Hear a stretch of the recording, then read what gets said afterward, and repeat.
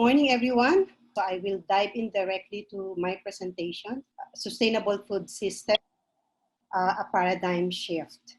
I think much has been said already about COVID-19. So for my presentation, I would just like to focus on how this global pandemic has exposed the fragility of our broken food systems, its inherent inequalities and injustices, and how nature is very much interlinked. Over the last several decades, we have seen profound changes in the way food is grown, processed, distributed, consumed, and wasted, which have resulted in the creation of food systems that increasingly push climate change, biodiversity loss, shifts in nutrient cycles, particularly nitrogen and phosphorus, and land use beyond the capacity of our planet. The increased occurrence of viruses is closely linked to food production and profitability for big industrial corporations. Investments reach forests and smallholder farms, even in the remotest areas, driving deforestation and development, which lead to disease emergence. The disturbance through conversion of forests and lands caused previously boxed-in pathogens to spill over into local livestock and human communities. Although we have this problem now of the pandemic, we are also saying that it is closely linked to the productivist narrative. While COVID-19 is a major threat to food security, we all know that the state of food security and nutrition, even before the outbreak of COVID-19, was already alarming. Some staggering data on the state of food insecurity and malnutrition were already presented on day one. Like climate change and other challenges that family farmers are now facing, our broken food systems are results of a cycle of destructive practices and policy choices that worsens imbalances of power. A lot of it has to do with the way we view food systems. The prevailing narrative is one many people call as feed the world, or productivist narrative, which focuses on the quantity of food and calories produced. It is based on assumptions that we need to double food production by 2050, maximize yields, and base our production on export-oriented models from the global north. Efforts to minimize the social, health, or ecological costs are considered but seen as less important than the goal of increasing food production to feed the world. And because of this narrative, the full picture is often lost from view. Here, I would just like to highlight how data show that increase in agricultural production has already far outstripped the population growth.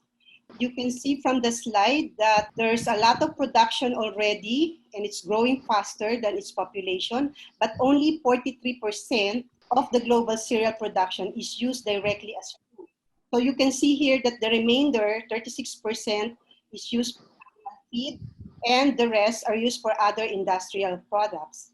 The same is true with how the agricultural land acquisition for crops in million hectares, according to destination of use, can be seen in this chart. And you can see that only 3.3% of the total land acquisition, or about 10%, is used exclusively for food crops. And the rest, the bigger chunk, is actually used for multiple use, including fuels and non-food crops. So you can see there's a lot of competition on the food that is being produced. And we can say that the world trade has enormous impact on agricultural policies in many developing countries.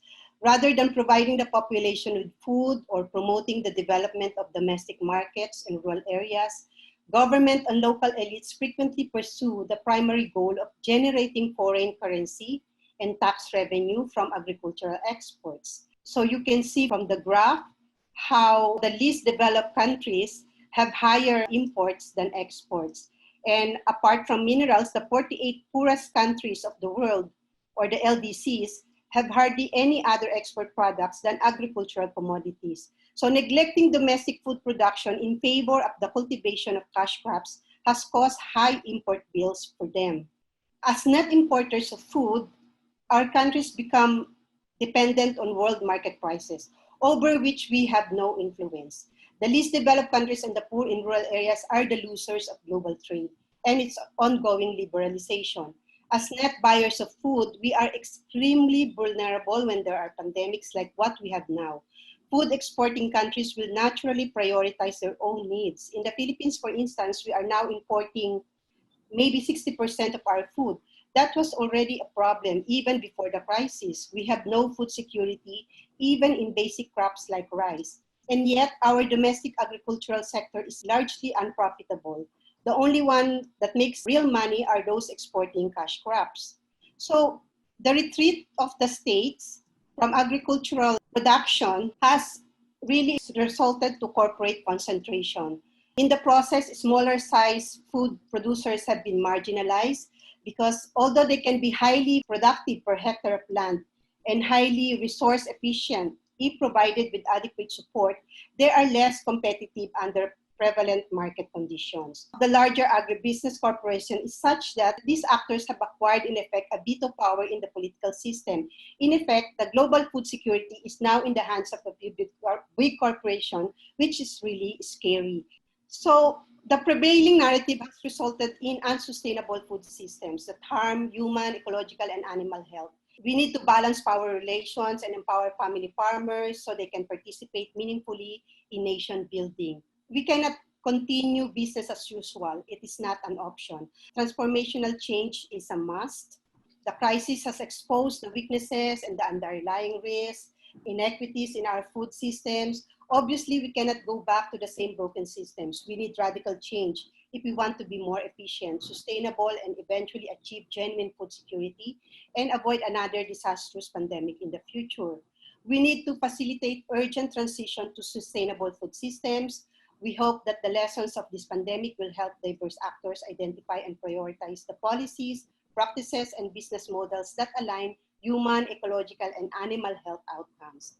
So instead of intensive farming, the emphasis has to shift to agroecological farming systems. Apart from the strong environmental benefits of agroecology, which we all know, it also provides social and health benefits. Diverse farming systems contribute to more diverse diets for the communities that produce their own food, thus improving nutrition.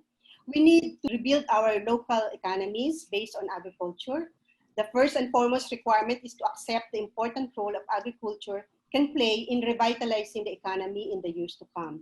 The economic concept that encourages farmers to be forced out of agriculture to the cities where cheaper labor is needed has to change.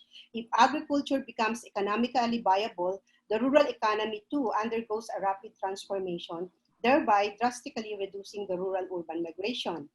Local food system can be rebuilt through appropriate investments in infrastructure, packaging and processing facilities, and distribution channels, and by allowing smallholder farmers to organize themselves in ways that yield economies of scale and allow them to move towards high-value activities in food supply chain. Also, the traditional food, including the neglected and underutilized plant species that are found in the local food systems, are proven to be of high nutritional value, which can boost immunity system, a highly relevant factor for mitigation strategies in these types of pandemic. To help sustain these efforts, capacities of smallholder farmers and indigenous communities, especially women and youth, should be enhanced. Food systems must be reshaped in order to be more inclusive of women and youth who have generally been disadvantaged in the past, both as a result of inequitable food chains and because agricultural technologies have not taken into account their specific needs. Governments could achieve this by providing strong support to this particular sector based on the provision of public goods for training, storage, and connection to markets and on the dissemination of agroecological modes of production. We need to bring back the integrity of scientific research as a public good. The intellectual property regime has eroded the values of scientific researches in such a way that most agricultural researches now are done to serve the interests of big corporations instead of serving the family farmers. Sorry that I don't have much time to elaborate on all the items that I have provided in the slide, but just to leave you this quote, which I don't remember anymore where I get it. I hope this will inspire us all to move towards a better, sustainable, and resilient food systems for all. Thank you. Mabuhay ang pamilyang magsasaka.